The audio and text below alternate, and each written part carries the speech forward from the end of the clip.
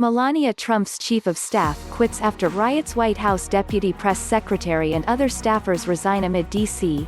Capitol protests. Stephanie Grisham, chief of staff and press secretary for First Lady Melania Trump, has resigned following violent protests at the U.S. Capitol by supporters of President Donald Trump. Grisham says in a statement Wednesday that it was an honor to serve the country in the White House and be part of the First Lady's mission to help children. Grisham was one of Trump's longest-serving aides, having joined the campaign in 2015. She served as the White House press secretary and never held a press briefing. Wednesday's violent occupation of the U.S. Capitol by the president's supporters sparked renewed conversations inside the White House about mass resignations by mid-level aides who are responsible for operations of the office of the president.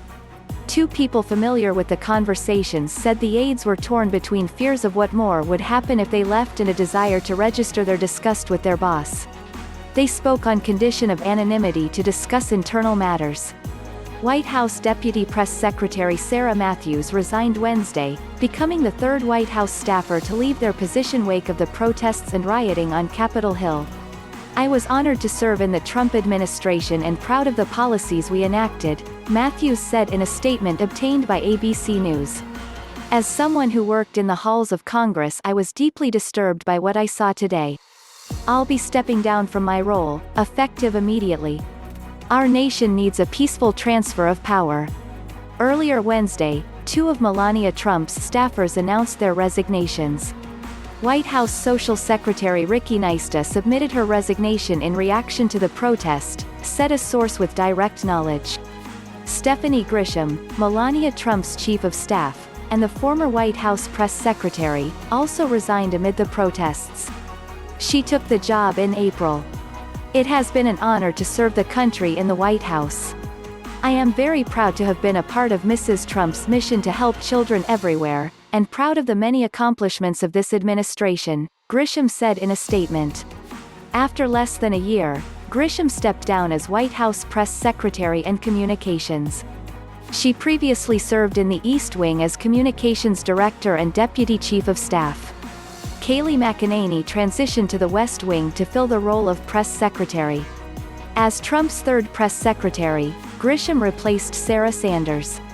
As communications director, she succeeded former Fox News executive Bill Shine, assuming the role after it had been left vacant for a number of months. Her appointment was announced in a tweet by Melania Trump last June. Grisham has been a long-serving member and loyal of the Trump administration, beginning as a campaign aide in 2015 and later serving as a deputy press secretary under Sean Spicer. Grisham developed a reputation for prioritizing the First Family's privacy while working for the First Lady. Through her tenure as press secretary, Grisham never gave a traditional briefing, saying they had become a lot of theater. She has publicly criticized the press a number of times, asserting that the media does not regularly cover the president's successes. Grisham fervently defended the president throughout his impeachment, appearing on a number of news programs, including ABC's Good Morning America, last December. In that interview with ABC News chief anchor George Stephanopoulos, Grisham adamantly insisted the president did nothing wrong in regard to withholding aid from Ukraine. She also attempted to justify derogatory comments Trump made about the deceased husband of a Michigan congresswoman who supported his impeachment, saying the president was a counter-puncher. Grisham came under fire in November 2019 for claiming without evidence that Obama administration aides left behind taunting notes for incoming Trump officials as they vacated their White House offices in 2017. A number of Obama staffers flatly denied leaving any negative messages, and some even shared letters of encouragement that they said they left behind for their successors.